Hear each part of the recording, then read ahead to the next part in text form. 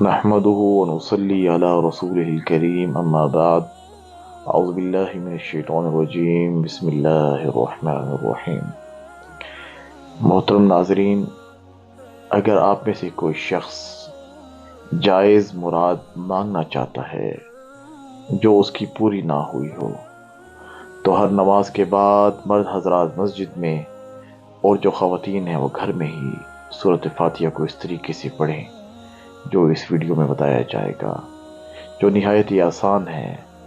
آپ نے یہ عمل سجدے میں سر رکھ کر پڑھنا ہے اور پھر اللہ تعالیٰ سے وہ مراد اور حاجت مانگنی ہے جس کے لیے یہ عمل کر رہے ہیں۔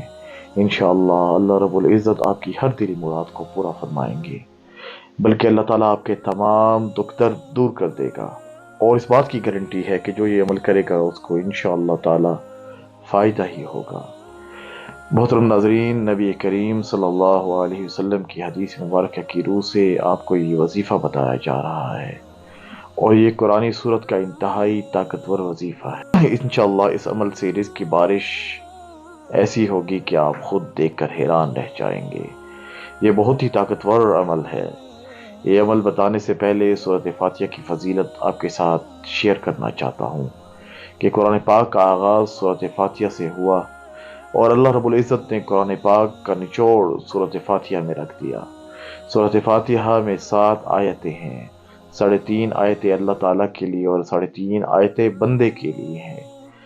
کتابوں میں ہے کہ ابلیس 4 مرتبہ رویا، اس نے آنسو بہائے تھے۔ ایک اس وقت جب اس پر رب کی لعنت ہوئی، دوسری اس وقت جب آدم علیہ السلام کی توبہ قبول ہوئی، اور تیسری اس وقت جب حضور سرور کائنات صلی اللہ علیہ وسلم کو نبی اور رسول بنایا گیا، اور چوتھی اس مرتبہ جب سورۃ فاتحہ نازل ہوئی۔ یہ سورت ابلیس کی راہ میں سب سے بڑی رکاوٹ ہے، کیونکہ سورۃ فاتحہ کی دعا سب سے زیادہ نفع بخش اور عمدہ قرار پائی ہے۔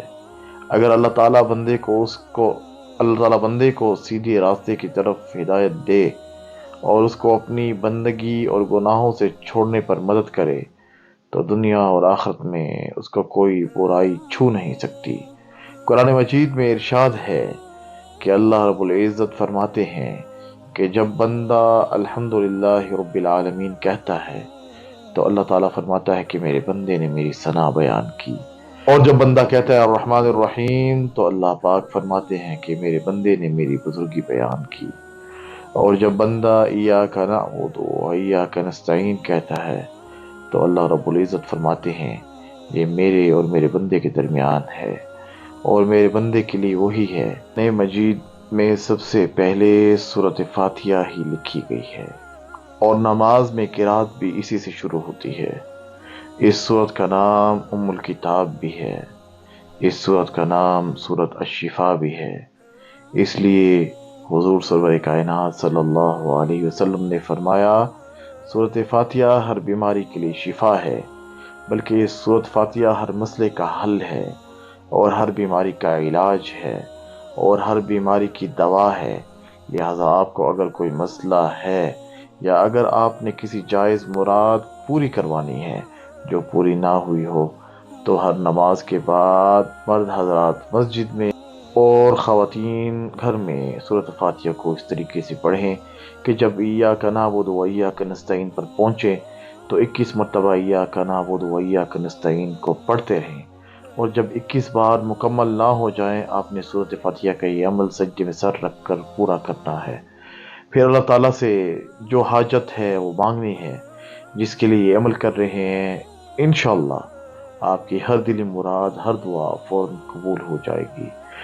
محترم ناظرین، جب ہم پر مصیبتوں کے پہاڑ ٹوٹ پڑے، مشکلات میں ہم گر جائیں تو ہمیں سجدوں کے ذریعے ہی اپنے رب کو راضی کرنا چاہیے۔ سجدہ ہر پریشانی کا علاج ہے، بلکہ سجدہ ایک ایسی عبادت ہے جس میں ساری کائنات کا اتفاق ہے۔ لہٰذا آج کا یہ سجدے کا عمل آپ خود کریں اور اس کا کمال بھی دیکھیں۔ سخت حاجت کے لیے اور قحط ساری دور کرنے کے لیے سجدے میں سر رکھ کر سورۃ فاتحہ کا یہ عمل بہت ہی مجرب ہے۔ حضور سرور کائنات صلی اللہ علیہ وسلم کا فرمان مبارک ہے کہ سجدے کی حالت میں بندہ اپنے رب کی قریب ترین حالت میں ہوتا ہے۔ اس لیے سجدے میں کثرت سے دعا کیا کرو۔ مسلمان دوران سجدہ زمین کے چھوٹے سے ٹکڑے پر ہونے کے باوجود بھی آسمان کی بلندیوں اور وسعتوں تک پہنچ جاتا ہے۔ لہٰذا آج کا یہ عمل اس وقت کریں جب آپ پر مصیبتوں کے پہاڑ ٹوٹ پڑیں، آپ مشکلات میں گر جائیں، آپ کو کوئی راستہ نظر نہ آ رہا ہو، تو یہ عمل آپ کے لیے روشنی کی ایک کرن ثابت ہوگا۔ محترم ناظرین، آپ نے یہ عمل لازمی کرنا ہے اور اس ویڈیو کو لازمی شیئر کریں، چینل کو سبسکرائب کریں۔